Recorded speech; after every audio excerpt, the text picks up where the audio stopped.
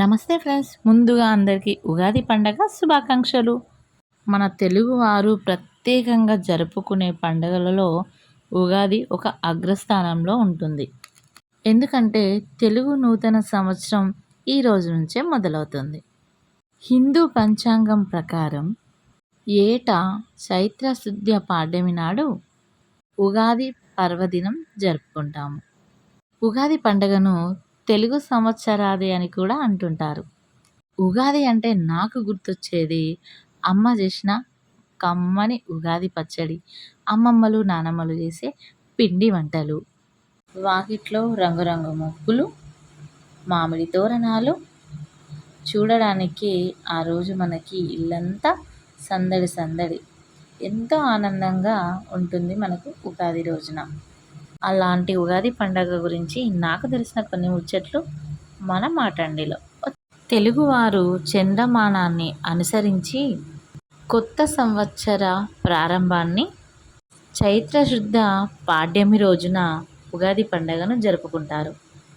ఉగాది పండగ రోజున ఆ బ్రహ్మదేవుడు సృష్టిని ప్రారంభించాడు అని మన పూర్వీకుల నమ్మకం.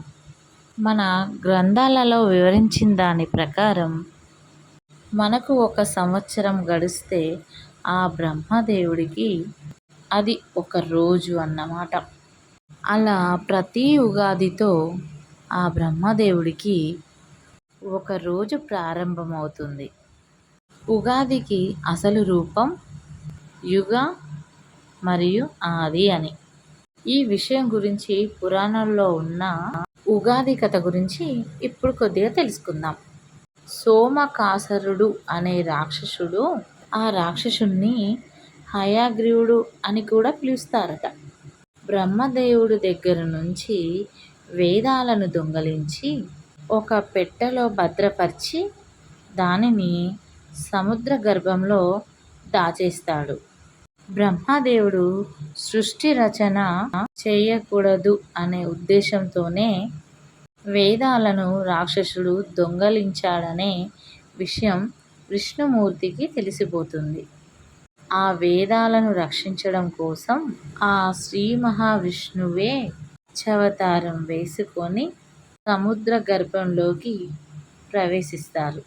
వేదాలను అపహరించి లోకాలని చీకట్లో ఉండేలాగా చెయ్యాలి అనుకునే ఆ రాక్షసునిపై స్వామి విరుచుకుపడి ఆ రాక్షసుని సంహరిస్తాడు. సముద్ర గర్భంలో దాచిన వేదాలను తీసుకొచ్చి బ్రహ్మదేవుడికి అప్పగిస్తారు. చైత్ర శుద్ధ పాడ్యమి రోజున బ్రహ్మదేవుడు సృష్టిని ప్రారంభించాడు గనుక అది యుగానికి మొదలు కావడంతో ఆ రోజు ఉగాది పండుగను జరుపుకుంటాం. ఇదండి నేను తెలుసుకున్న ఉగాది కథ. ఉగాది అంటే మరి మనకు గుర్తుకొచ్చేది ఉగాది పచ్చడి. ఈ పచ్చడి జీవితంలో జరిగే వివిధ అనుభవాలను సూచిస్తుంది. జీవితంలో అన్ని భావాలను చెప్పే భావం అన్నమాట. బెల్లం తీపి, ఆనందానికి ప్రతీక. ఉప్పు జీవితంలో ఉత్సాహం, రుచికి సంకేతం.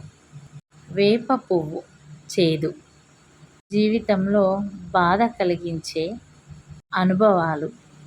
చింతపండు పులుపు, నేర్పుగా వ్యవహరించాల్సిన పరిస్థితులన్నమాట.